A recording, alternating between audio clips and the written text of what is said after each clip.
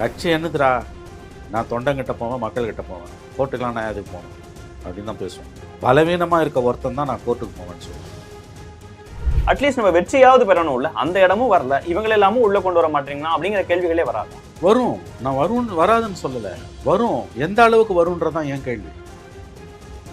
திமுக வந்துட்டு போட்டுன்ற மனநிலைக்கு அவங்க வந்துட்டாங்க. நீங்கள் ஒரு மனிதனை ஒரு அளவுக்கு அதிகமாக கார்னர் பண்ணிங்கன்னா என்ன ஆகும்? ஏன் நான் சொல்கிறேன் இது நல்லது இல்லைங்க. 2 வாய்ப்புகள் எனக்கு கிடைச்சது, ஆனால் கட்சி உடஞ்சிடக்கூடாது, டிஸ்டர்ப் ஆகிடக்கூடாதுங்கிறதுக்காக வாய்ப்புகளை விட்டு கொடுத்தேன்னு குறிப்பிட்டேன். சில பேரால் எப்பயுமே நம்பர் 2 நம்பர் 3 தான் இருக்க முடியும், நம்பர் 4 இருக்க முடியும். தலைமை பொறுப்பு அவங்களுக்கு கொடுத்தீங்கன்னா கூட அவங்களால ஏற்றுக்க முடியாது. கட்சிக்குள்ள ஒரு தாக்கத்தை ஏற்படுத்தாதா? நீங்க வாக்கு ஓட்டு எடப்பாடி பழனிசாமிக்கு செங்கோட்டையன் அப்படிங்கிற விஷயங்கள் கேட்கல. அந்த 5 பேருக்குமே ஒரு கடுமையான வருத்தம் இருக்குது. அது எடப்பாடியை ரீப்ளேஸ் பண்ணுற அளவுக்கு, எடப்பாடிக்கு எதிராக கலக குரல் எழுப்புற அளவுக்கு அந்த கோபம் போகல. ஆங்கிலத்தில் சொல்றதுன்னா he was inviting dismissal. என்னை கட்சியை விட்டு நீக்குன்னு அவர் எடப்பாடிக்கு சவால் விட்டுக்கிட்டே இருந்தார். நீங்கள் எடப்பாடி ஆங்கிள்லேருந்து பார்த்தீங்கன்னா தினேஷ் டிஸ்மிஸ் பண்ணாமல் இருக்க முடியாது. அவர் யார் அதிமுக தலைவராக இருந்தாலும் அவங்களுக்கு விசுவாசமாக இருப்பார். அவர் கலக குரல் என்றுமே எழுப்பியதில்லை. முதல் முறையாக அவர் எடப்பாடிக்கு எதிராக கலக குரல் எழுப்பினார். அதற்கான விலையை கொடுத்திருக்கிறார்.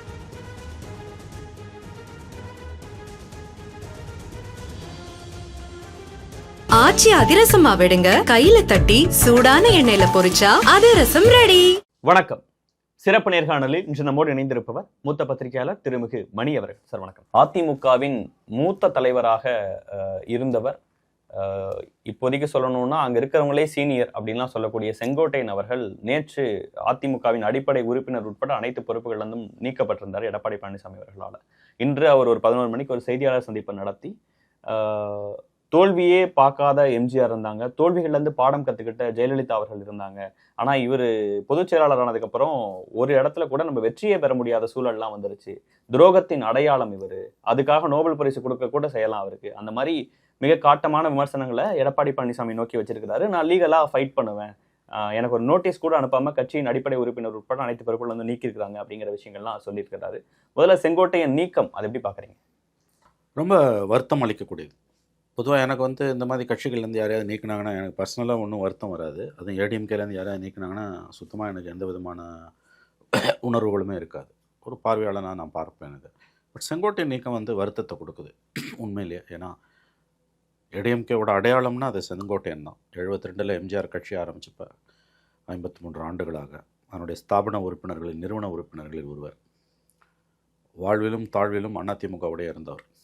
ஜெயலலிதா தோற்று ஒவ்வொரு தடவை ஜெயலலிதா தோல்வி அடையும் போதும் ஒரு பெருங்கூட்டம் அங்கேருந்து விலகி தனியாக ஆவர்த்தனம் பண்ணோம். அப்புறம் மறுபடியும் அதிகாரத்துக்கு வந்தோன்னா திரும்ப உள்ளே வந்துடும். அந்த மாதிரிலாம் பதவி இல்லாதப்பெல்லாம் அவர் வெளியில் போனதே கிடையாது. அதனால் வழக்குகளையும் அவர் சந்தித்தார். குறிப்பாக 96 ஜெயலலிதா பதவி இழந்தவுடனே போட்டி அதிமுகன்னு ஆரம்பித்து ஒரு கூட்டம் வெளியில் போச்சு. அவங்கெல்லாம் வழக்குலேருந்து தப்பிச்சாங்க. அப்படியே வழக்கு போட்டாலும் நாம்கி அவாஸ் போட்டு எஸ்கேப் ஆகிட்டாங்க பின்னால். ஆனால் இவர் அப்படி இல்லை. அதனால் போக்குவரத்து ஊழல், ஏன்னா 96 போக்குவரத்து அமைச்சராக இருந்தார். அதனால் அவர் மேலே அந்த கேஸ் எல்லாம் போட்டு ஜெயிலுக்கு போய், ஆனால் அதுலேருந்து விடுதலை ஆனார். பட் 2001 ஜெயலலிதா கிட்டையும் அவர் செல்வாக்கை இழந்தார். அவரோட அந்த நேரம் அது 2006, 2011 ஜெயலலிதாவோடய இருந்தார். 2011 அதிகாரத்துக்கு வந்தோன்னா 1 வருஷம் மந்திரியாக இருந்தால் அப்புறம் பதவி விட்டு ஜெயலலிதா தூக்குனாங்க. ஜெயலலிதா அதுக்கு பிறகு உயிரோடு இருந்த வரைக்கும் அவருக்கு பதவியே கொடுக்கல. அப்புறம் ஜெயலலிதா இறந்து ஓபிஎஸ் பீரியட்லேயே 2 மாதமும் மந்திரி இல்லை. ஓபிஎஸ் போய் எடப்பாடி வரும்போது ஜெயலலிதா சசிகலா சிறைக்கு போகிறதுக்கு முன்னால் அவரை மந்திரி ஆக்கிட்டு போனாங்க. அவர் அதிமுகவோட அடையாளங்களில் ஒன்றாகத்தான் நான் பார்க்குறேன். இன்னொன்று ரொம்ப வித்தியாசமான ஒரு கேரக்டர் அவருக்கு உண்டு. என்னென்னா, அதிமுகவுக்கு யார் தலைவராக இருக்காங்களோ அவங்களுக்கு விசுவாசமாக அவர் இருப்பார். Is not a rebel. MGR, Jayalalithaa, OPS, Sasikala, Edappadi, இந்த 5 பேர் தான் அதிமுக வழி நடத்துகிறாங்க. ஜெயலலிதா மரணத்துக்கு பிறகு 2 மாதம் ஓபிஎஸ், அதுக்கப்புறம் 10 நாள் சசிகலா, அதுக்கு பிறகு 4.5 ஆண்டுகள் இன்று வரையில் கிட்டத்தட்ட 2017 பிப்ரவரிலேருந்து கிட்டத்தட்ட 9 ஆண்டுகளாக எடப்பாடி, 8 ஆண்டுகளாக. அவர் யார் அதிமுக தலைவராக இருந்தாலும் அவங்களுக்கு விசுவாசமாக இருப்பார். அவர் கலக குரல் என்றுமே எழுப்பியதில்லை. முதல் முறையாக அவர் எடப்பாடிக்கு எதிராக கலக குரல் எழுப்பினார். அதற்கான விலையை கொடுத்திருக்கிறார். இன்றைக்கி ப்ரெஸ் மீட்டில் பார்த்தீங்கன்னா அவர் தனியாக உட்காந்துருக்கார். போன தடவை ஒரு ப்ரெஸ் மீட் 10 நாளுக்கு ஒரு 2 மாதம் முதல்ல 10 நாள் கெடு விதித்து ஒரு ப்ரெஸ் மீட் வச்சார். அப்போ பார்த்தீங்கன்னா கூட்டம் அலமோதிச்சு. அவர் முன்னாலேயும் பின்னாலேயும் அவர்கிட்ட நெருக்கிக்கிட்டு உட்கார்றதுக்கும் ஒரு டிவி கேமரா முன்னால் நிற்கிறதுக்கும் ஒரு பெருங்கூட்டமே அலைமோதியது. இன்றைக்கி யாருமே இல்லை, லோனர். தெரியுது, கட்சியை விட்டு நீ எவ்வளோ பெரிய ஆளாக இருந்தாலும் ஒன்ஸ் கட்சியை விட்டு நீக்கிட்டா கூட வரவனையும் நீக்குவாங்க. ஸோ தனிமைப்படுத்தப்பட்டிருக்கிறார். இல்ல அது ஒரு ஆர்கனைஸ்டு பிரஸ் மீட்டா இருந்தது சார். ஒரு குறிப்பிட்ட நாள் இடைவெளிக்கு பிறகு நான் செய்தியாளரை சந்திச்சு என் மன குமுறல்களை நான் சொல்ல போறேன்னு சொன்னாரு. இது வந்து நேற்று நீக்கின உடனே அடுத்த நாள் காலையில ஒரு பிரஸ் மீட்னு சொல்றாரு. ஆனா இதற்கு மீன்வைல் இந்த கேப்லயும் செங்கோட்டையன் அவர்களுக்கு ஆதரவா பல பேரும் ராஜினாமா பண்ணது, அந்த கொங்கு பகுதிகளில் குறிப்பா ஈரோடு உட்பட்ட பகுதிகளில் நிறைய பேர் அதெல்லாம் நடந்தது இல்ல, தனித்து விடப்பட்டான்னு புரிஞ்சுக்கணும். இல்லை பெரிய அளவில் யார் இருக்கா கூட? இந்த ராஜினாமா பண்ணவங்கெல்லாம் வந்து அன்கன்ஃபார்ம்டு ரிப்போர்ட்ஸ். அவன் ராஜினாமா பண்ணிட்டான்னு இவங்க தகவல் சொல்லுவாங்க. அவங்கள தனிப்பட்ட முறையில் மீடியா பார்த்து பேட்டி எடுத்ததா? முன்னாள் எம்பி சத்யபாமா உள்ளிட்டவர்கள்லாம் அப்படி தான் சொல்கிறாங்களா? ஓகே, எனவே அப்படின்னா அங்கே இருக்கக்கூடிய அந்த லோக்கலாக அவருக்கு அந்த அவருடைய சப்போர்ட் இருக்குன்னு நம்ம எடுத்துக்கலாம். அவருடைய இன்ஃப்ளூயன்ஸ் அந்த ஒரு தொகுதியோட நின்றுடுதுன்னு தான் நான் பார்க்குறேன். ஓகே, கோபிச்செட்டிப்பாளையத்தில் வேணால் அவருக்கு இன்ஃப்ளூயன்ஸ் இருக்கலாம், அவர் தனியாக நின்று கூட ஜெயிக்கலாம், நான் மறுக்கல. இப்போ இவங்களுக்கு இருக்கிற மாதிரி சசிகலா, டிடிவி, ஓபிஎஸ்க்கு இருக்கிற மாதிரியான ஜாதி வாக்குகள், முக்குலத்தோர் வாக்குகள் வந்து இவர் செங்கோட்டையனுக்கு, அவர் கவுண்டர் சமூகத்தை சார்ந்தவர் இருக்குமானா கண்டிப்பாக இருக்கார். அது எடப்பாடி கிட்ட தான் இருக்குது. இன்னொரு விஷயம் அவர் இன்றைக்கி சொன்னதை நான் இதை சட்ட ரீதியாக எதிர்கொள்வேனார். இது சட்ட ரீதியாக எதிர்கொள்கிற பிரச்சனையே கிடையாது, இது அரசியல் ரீதியாக எதிர்கொள்கிற பிரச்சனை. அவர் கோர்ட்டுக்கெல்லாம் போனார்னா ஓபிஎஸ் மாதிரி நடுத்தருவில் நிற்பார். ஓபிஎஸ் பண்ண தப்பு நான் 3.5 வருஷத்துக்கு முன்னால் 2022 ஜூலையில் கட்சியை விட்டு நீக்கணுன்னா கீழ்கோர்ட்டு, மேல்கோர்ட்டு, ஹைகோர்ட்டு, சுப்ரீம் கோர்ட்டு, ஐநா சபைக்கு மட்டும் போல், இல்லை ஹேகில் இருக்க வேர்ல்டு கோர்ட்டுக்கு போல், மற்ற எல்லா கோர்ட்டுக்கும் போயிட்டார். இது கோர்ட்டில் தீர்க்கிற பிரச்சனை இல்லை. ஏன்னு கேட்டிங்கன்னா இது வந்து அடிப்படையில் ஒரு அரசியல் பிரச்சனை. இதற்கு அரசியல் தீர்வு தான் காணப்படணும். ஒரு அரசியல் பிரச்சனைக்கு நீதித்துறையின் தீர்வை, that is for a political problem he wants to have a judicial solution. அதுதான் ஓபிஎஸ்ஸுக்கோட மிகப்பெரிய பின்னடைவு. ஜுடிஷியல் சொல்யூஷன் கிடைக்காது, கிடைச்சாலும் அதுக்கு பலன் இருக்காது. நான் மறுபடியும் சொல்கிறேன், இது அடிப்படையில் ஒரு அரசியல் பிரச்சனை. ஓபிஎஸ்ஸை கட்சியை விட்டு நீக்கினது, அதற்கு அரசியல் தீர்வு தான் காணப்படணுமே ஒழிய அதற்கு நீதிமன்ற தீர்வை நாடுவது என்பது அபத்தமானது. ஆனால் அதை தான் அவர் திரும்ப திரும்ப செஞ்சார். ஒரு உதாரணத்துக்கு வச்சுக்கோங்க, அந்த தீர்வு கிடைக்காது, கிடைத்தாலும் நீதிமன்ற தீர்வு கிடைக்காது, கிடைத்தாலும் அது நீடிக்காதுன்றதுக்கு நான் ஒரு உதாரணம் சொல்கிறேன். ஜஸ்டிஸ் சந்திரசூட், இந்திய தலைமை நீதிபதி தலைமையிலேயே ஒரு 5 நீதிபதிகள் அமர்வு வந்து ஒரு அரசியல் சாசன அமர்வு, கான்ஸ்டியூஷன் பெஞ்ச், கற்பனையாக வச்சுக்கோங்க, ஓபிஎஸ் நீக்கினது செல்லாது, அவரை மீண்டும் கட்சியில் சேர்த்துக்கொள்ள வேணும்னு எடப்பாடிக்கு ஒரு உத்தரவு போட்டால் கூட அந்த பிரச்சனை தீருமா? சரி, கட்சியில் சேர்த்துப்பாரு, ஓகே ஃபைன். அப்புறம் ஒரு ஸ்டூல் போட்டு வாரமாக உட்கார வச்சுருவாங்க. ஓகே, நான் இதுக்கு கோர்ட்டுக்கு போவேன்னு சொல்கிறது செங்கோட்டையனோட பலவீனத்தை காட்டுது. இல்லை சார், அதுக்கு முன்னாடியே நீங்கள் சொல்ல மாதிரி மேபி ரெண்டையும் டீல் பண்ணலாம். ஏன்னா ஒரு நோட்டீஸ் அனுப்பிட்டு என்னுடைய விளக்கத்தை கேட்க வேண்டியது ஒரு முறை. இதெல்லாம் வந்துங்க இந்த கட்சியிலேருந்து நீக்கப்படுறவங்க எல்லாரும் வழக்கமாக சொல்கிற டைலாக் தினேஷ். காலகாலமாக 40 வருஷமாக நான் பார்த்துட்ருக்கேன். நீங்கள் ஒரு நினைவுகளை திருப்பி பார்த்தீங்கன்னா நீங்கள் ஒரு 10 வருஷமாக பார்ப்பீங்க. சூஸ் பண்ணி பார்த்தீங்கன்னா பலவீனமாக இருக்க ஒருத்தன் தான் நான் கோர்ட்டுக்கு போவேன்னு சொல்லுவோம். கட்சி என்னதுரா, நான் தொண்டங்கிட்ட போவேன், மக்கள்கிட்ட போவேன், கோர்ட்டுக்கெலாம் நான் எதுக்கு போகணும் அப்படின்னு தான் பேசுவோம். 87, 89 கட்சிக்கு வந்தவர், நான் 72 கட்சியில் இருக்கேன். அவ்வளோ சீனியர், என்கிட்ட கூட அந்த விளக்கத்தை கேட்கலங்கிறதுக்காக அவர் சொல்லலாம். மேபி அதே நேரத்தில் ஒரு அரசியல் ரீதியான முயற்சிகளையும் தொடர்ந்து செஞ்சுட்டே தானே இருக்காரு. நான் கட்சி இணைக்க போறேன், அது ரிலேட்டடா பண்ண போறேங்கிறது தான் பசும்பொருளில் நடந்த மீட்டிங். ஓபிஎஸ் அவர்களோட உடன் பயணித்து வந்தது, டிடிவி தினகரன் அவர்களையும் சேர்த்து வச்சுட்டு பக்கத்தில் நின்று பிரஸ் மீட் கொடுத்தது, சசிகலா அவர்களையும் போய் சந்திச்சதுன்ட்டு அது ரிலேட்டடாகவும் வேலைகளை பார்த்துக்கிட்டே இருக்காருன்னு தானே புரிஞ்சுக்கோ. அது அந்த பிரஸ் மீட் நடந்ததுல நான் 10 நாள் கெடு கொடுக்குறேன், அது ஒரு 2 மாதம் இருக்குமா? அது அதுலேருந்து இன்ன வரைக்கும் நீங்கள் பார்த்தீங்கன்னா, இன்றைக்கின்னா நேற்று வரைக்கும் அவர் போய் பசும்பொன்னில் தேவர் நினைவிடத்தில் அஞ்சலி செலுத்தின அந்த நிகழ்வு வரைக்கும் பார்த்தீங்கன்னா, ஆங்கிலத்தில் சொல்கிறதுனா ஹி வாஸ் இன்வைட்டிங் டிஸ்மிஸல். என்னை கட்சியை விட்டு நீக்குன்னு அவர் எடப்பாடிக்கு சவால் விட்டுக்கிட்டே இருந்தார். அது ஆங்கிலத்தில் சொல்கிறேன், he was inviting dismissal. Dismiss பண்ணிட்டாங்க. ஏன்னா நீங்கள் எடப்பாடி ஆங்கிள்லேருந்து பார்த்தீங்கன்னா தினேஷ் டிஸ்மிஸ் பண்ணாமல் இருக்க முடியாது, அந்த ஸ்டேஜுக்கு வந்துடுச்சு. ஸோ இதில் சரி தப்புன்னு வந்து நம்ம பேசவே முடியாதுங்க. After all we are debating an internal matter of a political party and we are not members of that political party. ஒரு அரசியல் கட்சியோட வி ஜஸ்ட் அப்சர்வர்ஸ். நம்ம அப்சர்வர்ஸை விட வேறு கேட்டகரியில் நீங்களும் நானும் வரும். பிகாஸ் ஜேர்னலிஸ்ட் தெருவில் போகிறவங்க கூட ஸ்டாண்ட் எடுத்து பேசலாம், உறுப்பினராக இல்லாட்டி கூட. ஆனால் நம்ம அப்படி பேச முடியாது. We are journalist. தப்பு ரைட்டுன்னு எதுவுமே கிடையாது. After all everything is good in love and war. இது ஒரு அரசியல் கட்சியோட உள் விவகாரம். It's purely an internal matter of a political party. இதில் நல்லது கெட்டது, சரி தப்பு, நியாயம் அநியாயம் எதுவுமே கிடையாது. இது வலியது எஞ்சும், அவ்வளோதான். அதாவது வந்து எது அடாப்டபிளோ அது எஞ்சும்னுவாங்க. நம்ம வந்து இதோட ப்ரோஸ் அண்ட் கான்ஸை மக்கள் மத்தியில் இவருக்கு என்ன செல்வாக்கு கிடைக்க போகுது, இவரோட அடுத்த நடவடிக்கைகள் என்ன, ஏடிஎம்கேக்கு இதால் வரக்கூடிய பாதிப்புகள் என்ன, அதை மட்டும் தான் நம்ம பேச முடியும். சரி தப்புன்னெலாம் நம்ம எதுவுமே பேச முடியாது. அப்படி பார்க்கும்போது இவரால் வந்து அந்த 3 பேரால் ஏற்படுத்துகிற சேதாரத்தை இவரால் ஏற்படுத்த முடியாதுன்னு தான் தோணுது. இவர் வேணா அந்த ஒரு கான்ஸ்டுவன்சி அவரோட தொகுதி கோபிச்செட்டிப்பாளையம், அங்கே வேணால் இவர் பாதிப்பை ஏற்படுத்தலாம். அதை கூட உறுதியாக சொல்ல முடியாது. ஏன்னா ஒரு கட்சியோட வாக்காளர்கள் என்பவர்கள் அடிப்படையில் நீங்கள் பார்த்தீங்கன்னா 99.99 விழுக்காடு அந்த கட்சிக்கு தான் ஓட்டு போடுவாங்க. அந்த கட்சியில் இருக்க ஒரு தனிநபருக்கு அவங்க தொடர்ந்து 9 தடவை கூட ஓட்டு போட்டு 9 தடவை எம்எல்ஏவாக ஆக்கியிருப்பாங்க. ஆனால் 10வது தடவை அந்த கட்சியில் அவர் இல்லைன்னும் போது அவங்க தோற்கடிக்கப்பட்ட வரலாறுகள் நிரம்ப உண்டு. என் ஓட்டு அந்த கட்சிக்கு தான், ரெட்டலைக்கு தான், என் ஓட்டு உதயசூரியனுக்கு தான், என் ஓட்டு கைக்கு தான். அதில் என் குறிப்பிட்ட தொகுதியில் 5 தடவை ஒருத்தர் இருக்கிறாரு கையில், 6வது தடவை அவர் கட்சியை விட்டு தூக்கிட்டானுங்க, சுயேட்சா நிற்கிறான்னா என் ஓட்டு ஆட்டோமேட்டிக்காக கைக்கு போகும். Okay okay. சேகர் பாபுக்கு பார்த்தேன் இது. சேகர் பாபு கஷ்டப்பட்டு 11 ஜெயிக்கிறார். எப்படி ஜெயிக்கிறாருன்னு கேட்டிங்கன்னா, இந்த வயதான பெண்கள் மூதாட்டிகள்கிட்ட போய் கேட்கும்போது நான் பார்த்தேன் அதை. அவர் அதிமுகலேருந்து திமுக வர்றாரு, ஓட்டு போட்டுட்டாரு. அவன் போய் ஓட்டு கேட்கும்போ எலெக்ஷன் முடிஞ்சோன்னா ஓட்டுக்கு என்ன எப்படின்னு போய் ரிவ்யூ போகிறாங்க. அப்படியே பாபு உனக்கு தான் போட்டேன், ரெட்டலைக்கு போட்டேன் தள்ள அடிச்சுக்கிறாரு அவர். அதை மீறி ஜெயிச்சார், அது வேறு விஷயம். பட் கஷ்டப்பட்டார் ரொம்ப. அந்த மாதிரி இடத்துல தோக்கரம் தான் அதிகம். புரியுதா நான் சொல்கிறது உங்களுக்கு? அதனால் இது நான் எப்படி பார்க்குறேன்னு கேட்டிங்கன்னா தினேஷ், இது செங்கோட்டையனால் எடப்பாடிக்கு ஒன்றும் பெரிய பாதிப்பு வராதுன்னு தோணுது. அன்லைக் த அதர் 3 அங்கே சமூக வாக்குகள் பிரியுது. அது உண்மையிலேயே சேலஞ்ச் அவருக்கு. ஒரு 20 தொகுதி, அதிகபட்சம் 30 தொகுதி கூட போகலாம். இப்படி ஒரு டவுட் வருது சார் எனக்கு.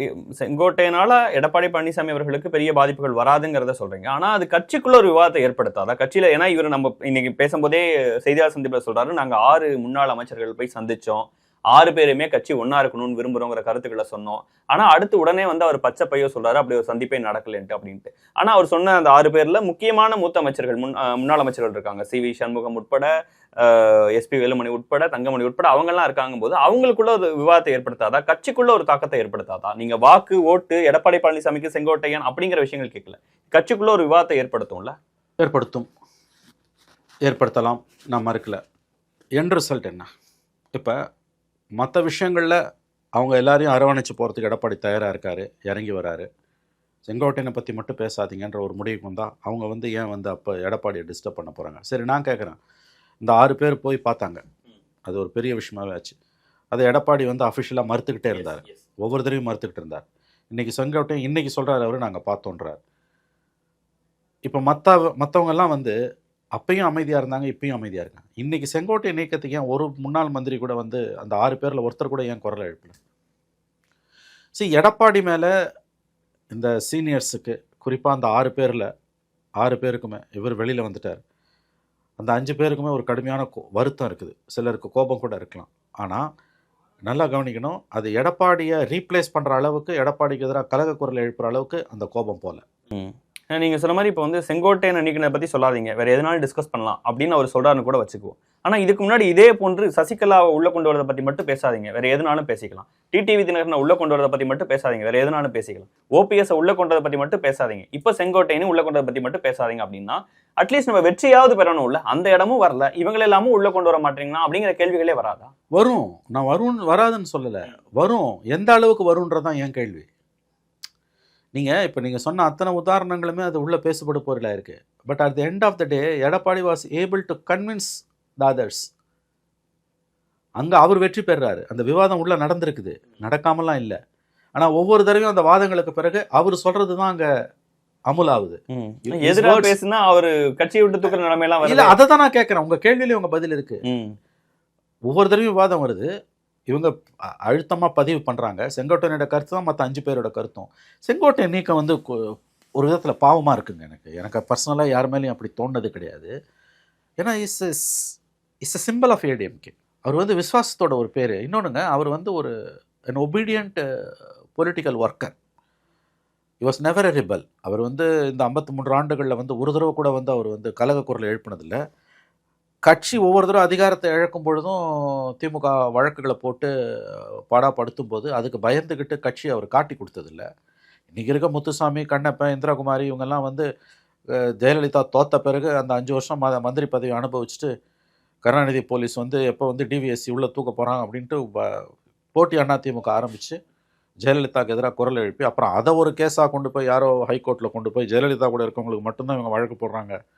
ஏன்னா ஸ்பெஷல் கோர்ட்லாம் கருணாநிதி போட்ட பிறகு அவங்கள வந்து விட்டுடுறாங்க, ஜெயலலிதா கூட இருக்கவங்க மேலே மட்டும்தான் கேஸ் போடுறாங்கன்னு சொல்லி அதுக்கு பிறகு தான் கண்ணப்பன் இந்திரகுமாரி மேலெலாம் போட்டு, கண்ணப்பன் மேலே ரொம்ப வீக் கிரவுண்ட்ஸில் போட்டு 18 வருஷம் பொறுத்ததில் அக்விட்டல் ஆனார். அஃப்கோர்ஸ் இந்திரகுமாரி கன்விட் ஆனாங்க, இறந்தே போயிட்டாங்க. முத்துசாமியெல்லாம் தப்பிச்சிட்டார். இன்றைக்கி 8 மந்திரி அதிமுக முன்னாள் மந்திரி, ஏடிஎம் திமுகவில் மந்திரி இல்லை. இந்த 8 பேரும் ஜெயலலிதா அதிகாரத்தில் இருக்கும்போது பதவியை சுவைச்சவங்க தானே. இவர் நினச்சிருந்தா போயிருக்கலாம்ல, இவர் போலையே. கடைசியில் அந்த விசுவாசத்துக்கு கிடைச்ச பரிசு தானே இந்த நீக்கம். இது ரொம்ப வலி அவருக்கு. அவர் சொல்கிறார்ல நேற்று ராத்திரி தூங்கலை. அவர் ஒரு ஒபீடியன்ட் ஒர்க்கருங்க ஏடிஎம்கே. இன்னொன்று வந்து he was never a rebel. சில பேரால் வந்து ரிபலாக இருக்கவே முடியாது. அவங்க வந்து ஒரு ஒபீடியன்ட் பொலிட்டிக்கல் ஒர்க்கராக, பொலிட்டிக்கல் ஆக்டிவிஸ்டாக தான் இருப்பாங்க. அப்படிப்பட்ட ஒபீடியன்ட் எந்த இடத்துல சார் மாறுறாரு? அது நான் கேள்விப்பட்ட வரைக்கும் ஜெயலலிதா அவரை ஓரங்கட்டினப்ப கூட வந்து அவருடைய ஆதரவாளர்கள் எல்லாம் வந்து அந்த பகுதியில் கை வைக்கல, அவரோட சிறகுகளை வெட்டலைன்றாங்க. ஜெயலலிதா வந்து நீங்கள் பார்த்தீங்கன்னா 96 2001 அவரை ஏதோ அந்த அம்மாவுக்கு பிடிக்காமல் போச்சு, இத்தனைக்கு விசுவாசமாக இருந்ததுக்காகவே வந்து ஒரு கேஸு வாங்கினார். இப்போது அரெஸ்ட் பண்ணி டிவிஎஸ்சி உள்ளே வச்சது போக்குவரத்து ஊழலில். அதுக்கு பிறகு அவர் அக்விட்டல் வாங்கினார், கீழ்கோர்ட்லேயும் ஹைகோர்ட்லேயும் வாங்கினார் ஹைகோர்ட் அக்விட்டல். ஆனால் 2001 6 கவர்மெண்ட்டில் அந்த அம்மா அவரை கிட்ட சேர்க்கல, மந்திரியாக வைக்கல, எம்எல்ஏவை மட்டும்தான் இருந்தார் எனக்கு தெரிஞ்சு. இன்ஃபேக்ட் டூர் ப்ரோக்ராம்லாம் ஜெயலலிதாவுக்கு வந்து அவர் தான் வந்து பர்ஃபெக்டாக சூட் ஆகும். 2004 நான் நேரில் பார்த்தது பார்லிமெண்ட் எலெக்ஷன் அப்போ அந்த அம்மா கேம்பெயின் ஸ்டார்ட் பண்ணும்போது இவரை ஓரங்கட்டி வச்சுருந்தாங்க. வேறு யாரோ இது பண்ணாங்க அந்த டூர் ப்ரோக்ராம் போட்டப்போ. சம்வேர் அரௌண்ட் விழுப்புரமோ திருச்சிலையோ அந்த அம்மா கேம்பெயின் 2004 40 சீட்டு தோத்தாங்கல்ல அந்த அம்மா. அப்போ டிஎம்கே ஸ்வீப் பண்ணிட்டு வந்து நாடாளுமன்ற தேர்தல் அப்போ புறப்பட்ட இடத்துல வேன் வந்து நிற்குது. அந்த அம்மா முதல் நாள் கடுப்பாயிட்டு எதோ முடிச்சுட்டு போயிட்டாங்க. 2வது நாள் வந்து கேன்சல் பண்ணிட்டு போயிட்டாங்க, கூப்பிடுங்க செங்கோட்டையன். அதுக்கப்புறம் செங்கோட்டையன் வந்து 15 நாள் பீஸ்ஃபுல்லாக பர்ஃபெக்டாக போச்சு. 2001 6 ஓரங்கட்டி வச்சுருந்தாங்க. 2006 11 எதிர்கட்சி, அப்போ கொஞ்சம் மரியாதையாக வச்சுருந்தாங்க. 2011 வந்து அவங்க அமைச்சரவை மந்திரி கவர்மெண்ட் வந்தோன்னா அவருக்கு அக்ரிகல்ச்சர் கொடுத்தாங்க, ஐடி கொடுத்தாங்க. அவருக்கு சம்மந்தமே இல்லாத துறை அது. ஒரு வருஷத்தில் நீக்கினாங்க. அதுக்கு பிறகு ஜெயலலிதா உயிரோடு இருக்க வரைக்கும் அவர் கிட்டே வர முடியல. 2016 ஜெயிச்சப்ப கூட மந்திரி இல்லை. இப்போ அதுதான் எடப்பாடி பழனிசாமி அவர்கள் குறிப்பிட்டார், அவர் அமைச்சராகினதே நான் தான் அப்படிங்கிறது 2016 அவங்க மறைவுக்கு பிறகு. அது ஃபேக்சுவலி கரெக்டு. யார் சொல்லி ஆக்குனாருன்றதை சொல்லியிருந்தா நல்லா இருந்திருக்கும். சசிகலா சொல்லி ஆக்குனார். ஏன்னா சசிகலா அதுக்கு பிறகு 2016 ஓபிஎஸ் 2 மாதத்தில் இருந்துட்டு போய் அவங்களுக்கு ஜட்ஜ்மெண்ட் வந்துட்டு உள்ளே போகும்போது அவங்களுக்கு ஒரு சாஃப்ட் கார்னர் வந்துருச்சு. அவங்க இவரை மந்திரி ஆக்கிட்டு தான் போனாங்க. இவங்க எல்லாரையும் விட சீனியருங்க அவர். இன்றைக்கி நான் தான் சொல்கிறேன், ஏடிஎம்கேன்னா அது செங்கோட்டையன் தான். செங்கோட்டையனை நீக்கிட்டு ஏடிஎம்கே பார்க்குறதே கஷ்டம் என்னை பொறுத்த வரைக்கும். நான் சொல்லுவேன், ஒரு வருத்தமாக இருக்குது. ஆனால் அவரை வந்து ஒரு திமுக பி டீம் அப்படிங்கிறத நேற்றுலேருந்து எடப்பாடி பழனிசாமி அவர்கள் இவங்க 3 பேருமே திமுகவின் பி டீம் அப்படிங்கிற விஷயத்தை முன்னெடுத்து அதை பெரிய பிரச்சாரமாக முன்வைக்கிறாரு. இது ரொம்ப சலிச்சு போன வார்த்தை. எவனை பார்த்தாலும் இவன் அவன் பி டீம், அவன் இவனுக்கு பி டீம், இவன் அவனுக்கு ஏ டீம், அவன் இவனுக்கு சி டீம். இது ரொம்ப முட்டாள்தனமாக இருக்குது. 53 வருஷம் கட்சியோட உறுப்பினருங்க, கட்சியோட ஸ்தாபன உறுப்பினர். கட்சியை கொடியேற்றி எம்ஜிஆர் அக்டோபர் 17 1972 துவைக்க வச்சப்போ இருந்தவர். அந்த அம்மா அந்த 5 வருஷம் 72 77 உறுதியாக நின்றவர். 77 87 எம்ஜிஆரோட நின்றவர். 87 எம்ஜிஆர் மறைவுக்கு பிறகு ஜெயலலிதாவோட இருந்தவர். அப்புறம் 89 91 அசம்பிளியில் ஜெயலலிதாவை அடிக்கும்போது காப்பாற்றினவர், கூட நின்று காப்பாற்றினவர். 96 இருந்தவர். 96 பதவி போனோன்னு இருந்தவர். 2006 பதவி போனோன்னு இருந்தவர். 2012 மந்திரி சபையிலேருந்து தூக்கி போட்டப்போ இருந்தவர். 53 வருஷம் கட்சியில் இருந்திருக்காரு. பட் பாலிடிக்ஸில் அந்த சீனியாரிட்டியை வச்செல்லாம் நீங்கள் பார்க்க முடியாது. அது வலியது எஞ்சும், சர்வைவல் ஆஃப் த ஃபிட்டஸ்ட். அசம்பிளியில் ஒரு தடவையாக திமுகவுக்கு எதிராக கடுமையாக பேசியிருக்கிறாரான்னு நீங்கள் சொல்லுங்கள். தலைமைச் செயலகத்தில் அசம்பிளி நடக்கும்போது 20 நிமிஷம் சிஎம்மோட பேசினார் அப்படிங்கிற விஷயங்கள்லாம் தன்னுடைய செய்தியாளர் சந்திப்பில் சொல்லி, அப்புறம் தன்னுடைய தொகுதிக்கு உட்பட்ட இடங்களில் மிதிவண்டி கொடுக்குற நிகழ்ச்சியில் அவருக்கு பின்னாடி வந்து ஸ்டாலின் ஃபோட்டோ இருக்குது, இவர் வந்து ஜெயலலிதா ஃபோட்டோ இல்லைன்ட்டு என்னுடைய நிகழ்ச்சியை புறக்கணிச்சார்ல, அவர் கலந்துக்கிட்ட ஃபோட்டோவில் பாருங்கள், அங்கேயும் ஜெயலலிதா ஃபோட்டோவில் ஸ்டாலின் ஃபோட்டோ இருக்குது அப்படின்னு இவர் திமுக பி டீம்னு சித்தரிக்கிறதுக்கான காரணங்கள் அப்படின்னு குறிப்பிடாரு. அது இன்னைக்கு அப்படி தான் பேசி ஆகணும், கட்சியை விட்டு தூக்கிட்டோம். சரி, இது பாருங்கள், இனிமேல் என்ன வேணால் பேசுவாங்க அவங்க. அதுக்கெல்லாம் எந்த அர்த்தமும் கிடையாது. As a chief minister CM photo நான் பின்னால் வச்சேன்னு சொல்லலாம் அவர். இதெல்லாம் வந்து வேண்டாத மருமகள் கைப்பற்றா குற்றம், கால்பற்றா குத்தன்ற கதை. இதுக்கெல்லாம் ஒரு அர்த்தமும் இல்லை தினேஷ். எடப்பாடி வந்து செங்கோட்டையனோட விசுவாசத்தை பற்றி பேசுகிறதெல்லாம் பொருளற்று. Is a long term member. அவர் 53 வருஷமாக அதில் இருக்கார். இவர் சொன்ன மாதிரி 89 தான் கட்சிக்கு வரார். அவர் கட்சியில் சேர்ந்த 17 வருஷம் பொறுத்து தான் அவர் வராரு. அவர் நேரம் நல்லா இருக்குது. ஏன்னா சசிகலாவோட மெயின் சாய்ஸ் வந்து ஜெயிலுக்கு போகிறதுக்கு முன்னால் செங்கோட்டையனாக தான் இருந்தது. செங்கோட்டையனால ரிசோர்ஸஸை மொபிலைஸ் பண்ண முடியல. 2 வாய்ப்புகளை தவற விட்டேன், ஆமாம், நான் விட்டு கொடுத்தேங்கிறார். அதே சொல்கிறாரு. இதே இன்னைக்கு ப்ரெஸ் மீட்ல சொல்றாரு, 2 வாய்ப்புகள் எனக்கு கிடைச்சது, ஆனால் கட்சி உடஞ்சிடக்கூடாது, டிஸ்டர்ப் ஆகிடக்கூடாதுங்கிறதுக்காக வாய்ப்புகளை விட்டு கொடுத்தேன்னு குறிப்பிடுறாரு. சில பேரால் எப்பயுமே நம்பர் 2 நம்பர் 3 தான் இருக்க முடியும், நம்பர் 4 இருக்க முடியும். தலைமை பொறுப்பு அவங்களுக்கு கொடுத்தீங்கன்னா கூட அவங்களால ஏற்றுக்க முடியாது. நெடுஞ்செழியன், அன்பழகன், நாஞ்சில் மனோகரன், ஓ பன்னீர்செல்வம் இவங்கெல்லாம் நம்பர் 2 தான் என்றைக்கு இருக்க முடியும். செங்கோட்டையன்லாம் வந்து என்றைக்குமே நம்பர் 3 அல்லது நம்பர் 4 தான் இருக்க முடியும். அவங்க தலைமை பொறுப்புக்கு வரவே முடியாது. அது அவங்களோட ஆளுமை. ஒவ்வொருத்தருக்கும் அந்த ஒரு இது அந்த ஒரு உளவியல் குணாம்சம் உண்டு. It's very sad. எனக்கு நேற்றே கேட்டோன்னே வருத்தமாக இருந்தது. ஏன்னா அவர் வந்து அந்த கட்சிக்கு எந்த கட்டத்துலையுமே துரோகம் பண்ணதில்லை. அந்த கட்சி வந்து டவுன் அண்ட் அண்டர் அதுக்கு காட்டி கொடுத்துட்டு போகல. அது ரொம்ப முக்கியமானது. அஃப்கோர்ஸ் பாலிடிக்ஸில் அந்த மாதிரி எதுவுமே கிடையாது. எவன் முதுகில் வேணால் எவன் வேணால் குத்துவான். அதனால தான் வந்து நல்லவன் வந்து அரசியலுக்கு வர மாட்டேங்கிறான். பல பேரால் ஏன் அரசியலுக்கு வர முடியல?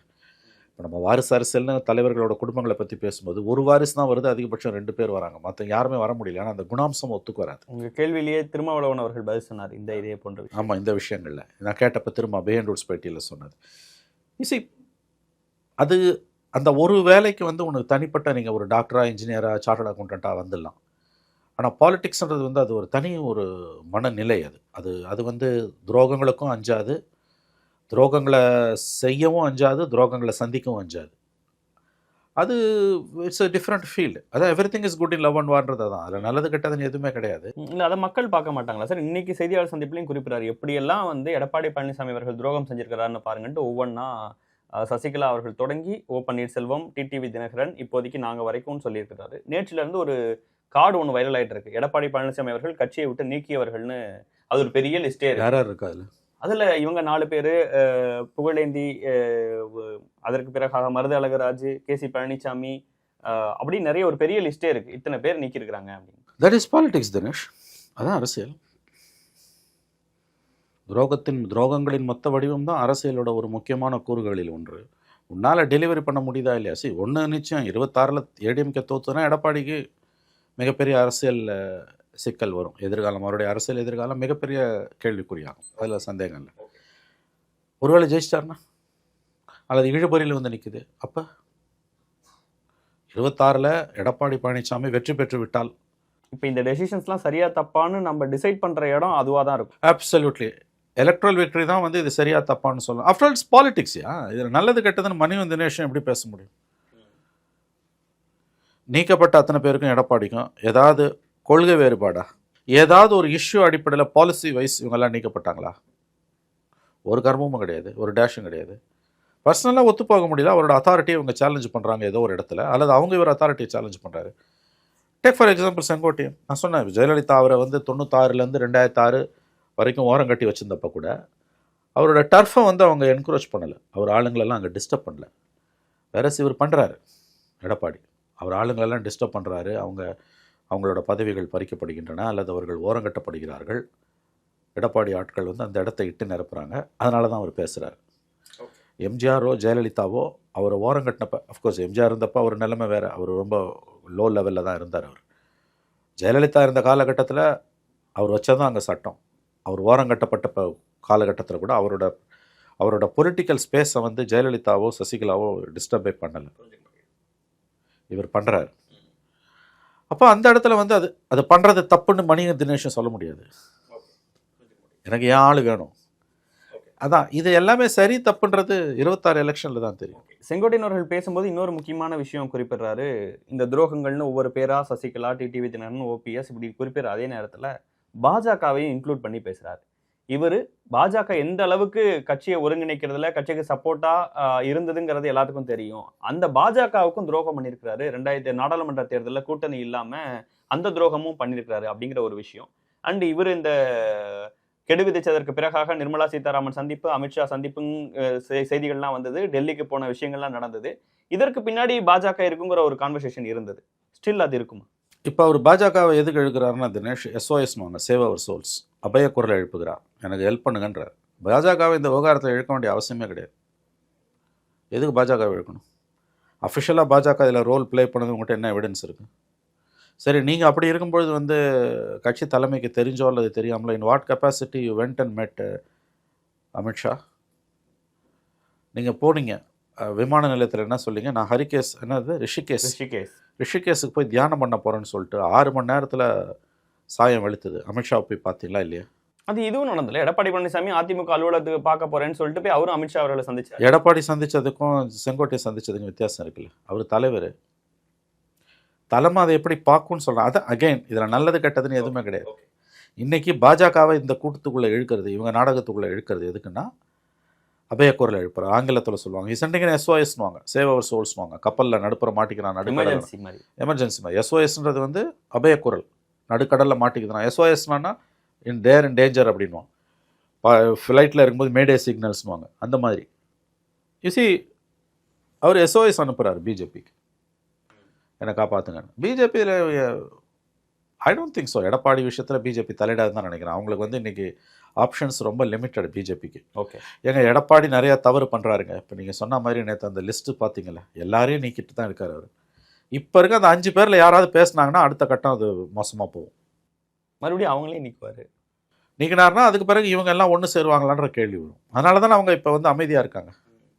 தேர்தலுக்கு முன்னாடி ஒரு 4-5 மாதத்துக்கு முன்னாடி இப்படியான ஒரு 4 மாதம் வந்துருச்சு. அதான் அந்த சூழல்ல இப்படியான விஷயங்கள் வந்து அதிமுகவுக்கு என்ன சிக்கலை ஏற்படுத்தும்? பலவீனம் தாங்க இது. நிச்சயமாக வந்து அந்த டிடிவி OPS சசிகலா விவகாரம் அந்த பெல்ட்டில் முக்குலத்தோர் பெல்ட்டில்னா இவரது வந்து அதை விட சின்னதாக லெவலில் இருக்கும். பட் இது பலவீனம் தான். இது ஏடிஎம்கே பலவீனன்றதுல எனக்கு மாற்று கருத்தே இல்லை.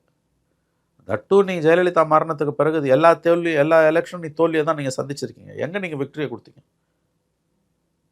அஃப்கோர்ஸ் 75 சீட்டு ஜெயிச்சது அலையன்ஸோடு சேர்ந்து சாதனை தான். பட் பார்லிமெண்ட்டில் நினச்சி பார்க்க முடியாத அளவு டிஃபீட் வந்திருக்குல்ல, மிகப்பெரிய அளவில் தோல்வி வந்திருக்குல்ல. இதில் ஒவ்வொருத்தராக நீக்கிக்கிட்டே இருந்தால் என்ன தான் அர்த்தம் இது? ஆனால் நீக்கப்படுற ஒவ்வொருத்தராலையும் ஏன் எதிர்க்க பேச முடியல? இன்றைக்கி இது நீக்கம் தப்புன்னு உள்ளே இருக்கவங்களை கேட்டிங்கன்னா பெரும்பாலானவங்க சொல்லுவாங்க.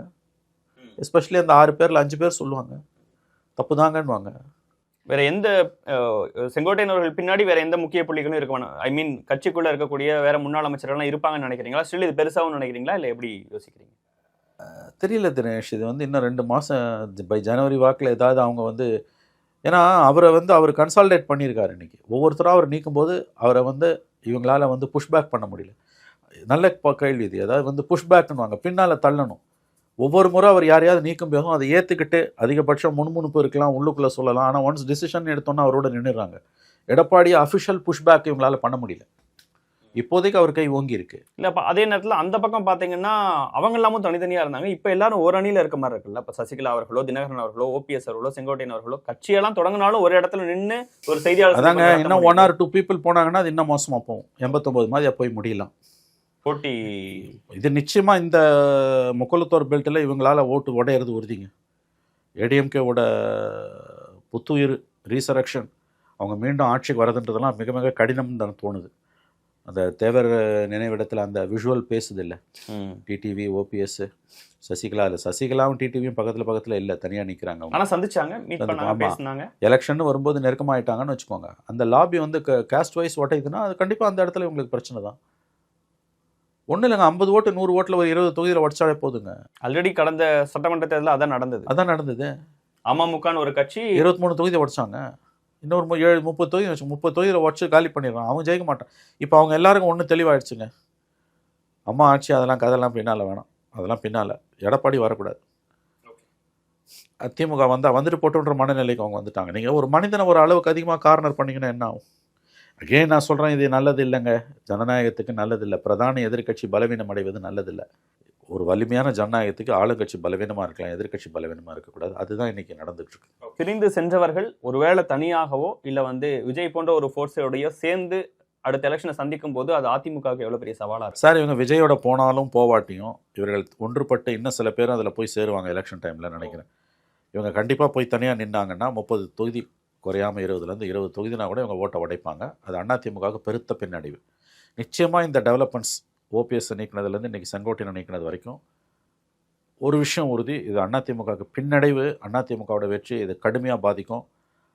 அதனால் பிரிந்தவர்களை ஒன்று சேர்ப்பது தான் அதிமுகவோட தலைமையோட பிரதான வேலையாக இருக்கணும். ஒவ்வொரு அதிமுக தொண்டனோட கடமையாக இருக்கணும்னு நான் நம்புகிறேன். ஏன்னா ஒன்றுபட்டால் உண்டு வாழ்வு, நம்மில் ஒற்றுமை நீங்கடில் அனைவருக்கும் தாழ்வுன்னா.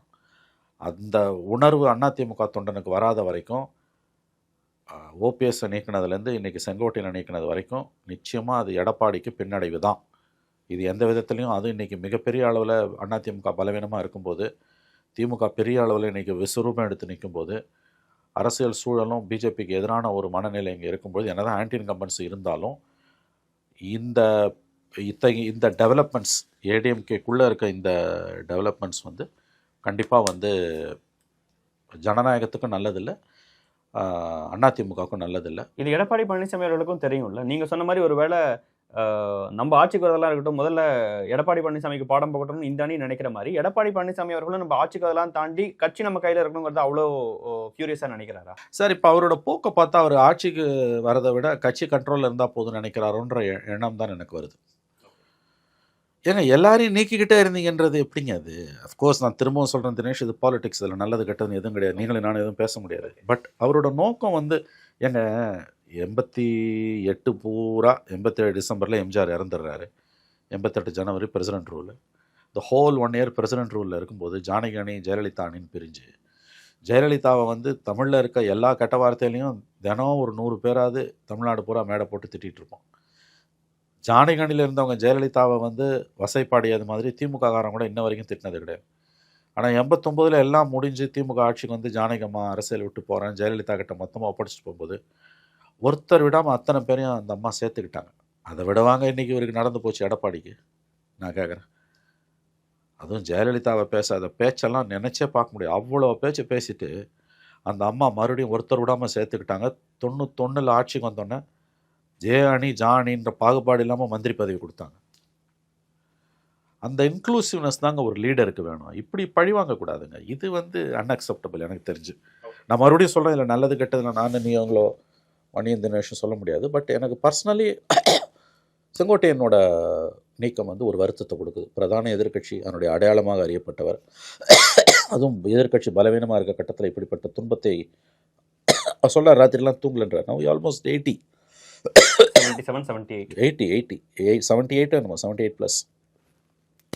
அதிமுக தொண்டர்கள் தான் முடிவு செய்யணும். ஓகே, என்ன நடக்க போகுதுன்னு பொறுத்து வந்து பார்ப்போம். சரி, ஒரு நேரம் உங்கள் நேரத்தையும் கருத்தையும் பகிர்ந்து கொண்டதற்கு மிக்க நன்றி சார்.